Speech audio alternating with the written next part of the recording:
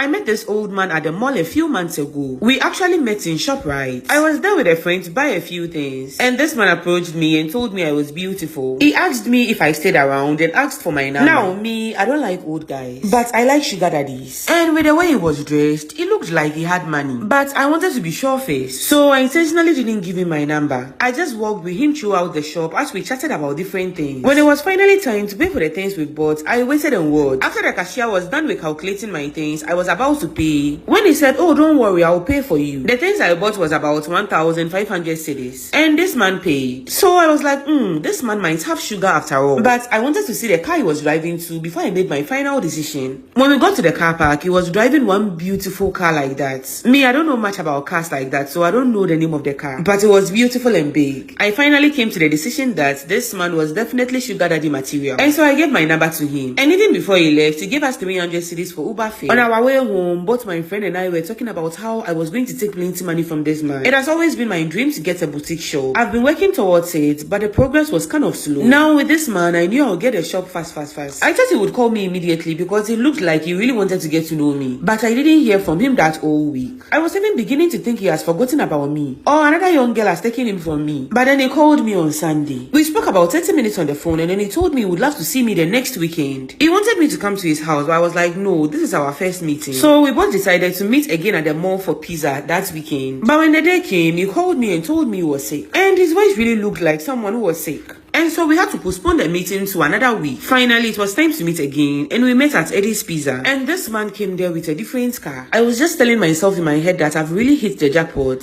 We finally ordered our pizza and drinks, and we spoke about different things. Now, this man did not talk like someone who was really learned like that. His English was not even that good. But that was not a problem. I wanted to ask him if he was married, but I was also scared he would say yes. But then during our conversation, he told me he was single, but he had 2 kids with his previous wife. So that was that. He was not married. I think everything we ate was about 500 cedis, and this man paid everything. And just like before, he also gave me 300 cedis for my Uber fare. My friend told me that I should be giving him more pressure to meet up and to be talking more, since, you know, to get a sugar daddy these days was difficult. So I called him and told him I would be coming to see him that weekend, and he was very thrilled. He was living in this huge house in the estates. His house was beautiful but dirty, like very, very dirty. He told me he lived with one of his daughters, but she has traveled outside the country, so it was only him, and he couldn't clean the house like the way his daughter does. As for me, I just went to sit down on the couch, but this man kept talking about how he was old and couldn't clean, and how it would mean a lot to him if someone cleans the house for him. After some time, I realized he was trying to get me to clean the place for him. Under normal circumstances, I would never do this for anyone else, but this was my sugar daddy, and he will be giving me plenty money in the near future. So I was like, what the heck, let me just clean this place for him. And the whole cleaning took about 3 hours. I cleaned his bedroom, I cleaned his living room and his bathrooms. The whole place was really dirty. I could see he was happy with what I've done for him, and I kept telling myself that he was going to give me plenty money before I left. I was very hungry after everything, and I told him he should order food for us, but this man said I should cook rice and stew for us, and that he wanted to taste my handwriting. I was very tired at this point, but I wanted to impress him, and so I agreed to cook for him. He went to buy the ingredients, and I cooked rice and stew for us to eat. By the time I finished, it was very late, but I still wanted to leave. But before I could leave, this man received a call, and from the way he was talking, he was expecting a lot of money the next morning, so I decided to stay. And this man was old, but he had energy. He enjoyed me for more than 1 hour. He would stop and then go again. He would stop and then go again. Hey, but I endured this. Before we slept, he told me he had great plans for me. He said he would make me very happy and that everything I want, I would get. Now, before I would leave that morning, I saw this man arranging the things in the bedroom and the living room. So I was telling myself in my head that if he knew how to arrange things like this, why was the place dirty? Then I saw him putting his clothes into a very worn out bag. Then he went to the kitchen to make sure that that place looked neat. And then he walked out of the house with me. My Uber was around, and he told me that this time around I should pay for the Uber myself. He said he was expecting some money that morning and that he would send me money later on. I knew it was true because he had received a call in front of me. As I was entering into the Uber, I saw this man locking the door of the house, and then I saw him walk towards the boys' quarters. Something felt off, and at this point, the Uber has driven out of the house. But I asked him to stop and went back into the house to talk to this man again. I knocked on the door of the boys' quarters and asked him what he was doing there. And this man told me point blank that this is where he stays with his daughter. And I was like, what about the house we just slept in? And he said the house belonged to his boss, and that he just wanted to give me princess treatment. That is why he met with me in the house. He said his boss had traveled, and so he had access to it. I was like, princess treatment, Kay? You that you made me clean the house like a maid. And this man said he never asked me me to clean the house and that I did it on my own will. Come and see the way my heart was beating in my chest. I asked him his job there and he said it was just the gatekeeper. And his daughter was the cleaner in the house. But she has traveled and the boss was coming the next day. And so it really means a lot to him that I cleaned out the place for her. I was just speechless. I had just given myself several times to an old gatekeeper with no sugar. This old man had played me and I had fallen for it. I left his house in anger. And the only money this man sent me during the week was 200 cedis. After sending the 200 cedis, he had the audacity to ask me to come to his house that weekend again. I cut the line and blocked his number fast. My friend told me that maybe he's testing me to see if I like him for him or if I like him because of his money. And so I should give him another chance. But what if he's wrong and this man is really a gatekeeper? I don't want to just waste my time and not get anything from it. I don't know what to do. Should I unblock this man and give him another chance? Or should I just move on with my life? This follower needs your advice, babes. Please drop some below. And don't forget to follow me for more story times.